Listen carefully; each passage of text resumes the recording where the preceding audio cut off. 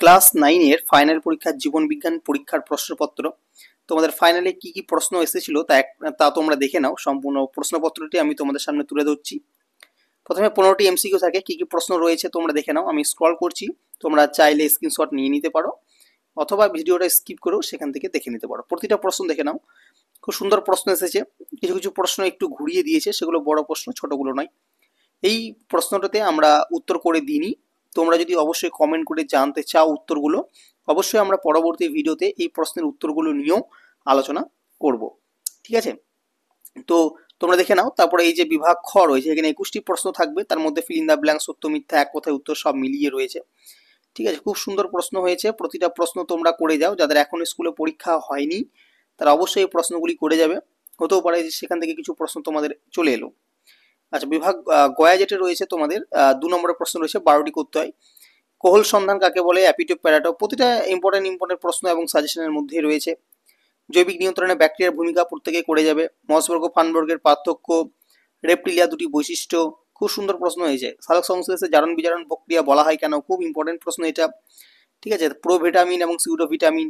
ঠিক আছে, এগুলো হচ্ছে 2 নম্বরের প্রশ্ন, দেখে নিলে। এবার হচ্ছে বিভাগ ঘ, যেখানে 5 নম্বরের প্রশ্ন আছে। 6টি প্রশ্ন তোমাদেরকে করতে হয়, নম্বর থাকে 30। তো প্রথমে যে পার্থক্যটি দিয়েছে সেটা মনে হয় বই না পড়লেও হয়, জীব ও জড়ের পার্থক্য, তাও বা দুটি। সাথে রয়েছে আধুনিক চিকিৎসা শাস্ত্রে জীববিদ্যার প্রয়োগ, মানে খুবই ইম্পর্টেন্ট, যেটা বলা হয়েছিল বারবার। ঠিক আছে, অথবা দিয়ে একটা রয়েছে, প্রশ্ন দিয়েছে। ঠিক আছে, তারপর 2 নম্বর প্রশ্ন, একটি ইউক্যারিওটিক কোষের চিহ্নিত চিত্র, যেটা আমি বলেছিলাম। ঠিক আছে, এবং হৃৎপিণ্ডটা সবচেয়ে বেশি জোর দিয়েছিলাম, এবং সেটাই রয়েছে হৃৎপিণ্ড, নেফ্রন, হৃৎপিণ্ড এবং নেফ্রন দুটি অপশন দিয়েছে।